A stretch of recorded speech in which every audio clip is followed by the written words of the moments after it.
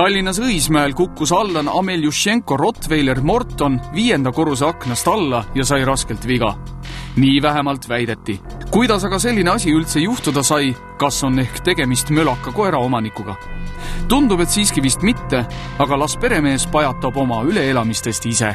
Eks ta teiste sellesama mänguväljaku külastajate jaoks juhtus siis kella 6 paika õhtul, nagu ma aru sain, et kuuldes lihtsalt ühte väikest mürtsatust selja taga muru sees ja avastati, et see on siis üks selline täitsa elus koer veel, kes sealt siis nii-öelda mänguväljakule kohale ise nagu kommerdas, et suures šokis ja sedasi loivates, ta on selline suht inimeste sõber, et eks ta tuli siia mänguväljakule nii-öelda siis tuge ja abi otsima nii-öelda täiskasvanute ja laste juurde, et akna tegin lahti ise, kuna maja toaaknad on nii-öelda päikesepoolsed ja seal läheb väga lämmik sees, et tegin akna paukile, et väikegi värske õhk sees nagu läbi käiks ja mis sa siin öelda oskad, eks selles osas olen kindlasti mina süüdi.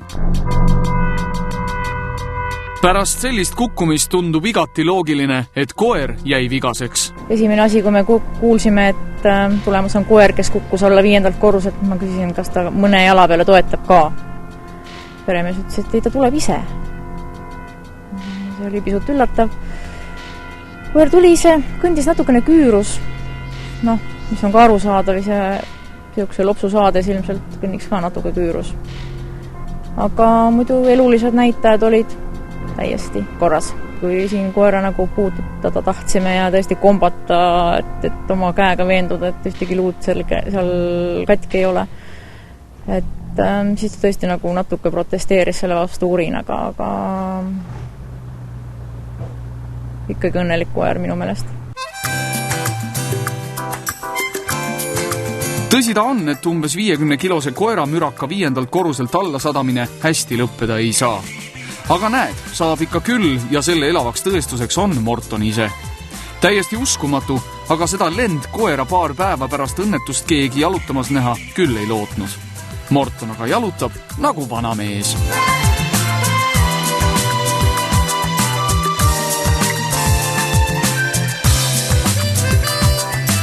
Õnnelik õnnetus küll, aga Allan Ameljušenko meel on siiski mõru. Mees pole rahul loomade varjupaiga tööga Tallinnas Viljandi maanteel. Allani 5. korruselt alla kukkunud koerale tuli varjupaik järele alles 2 tundi pärast õnnetust.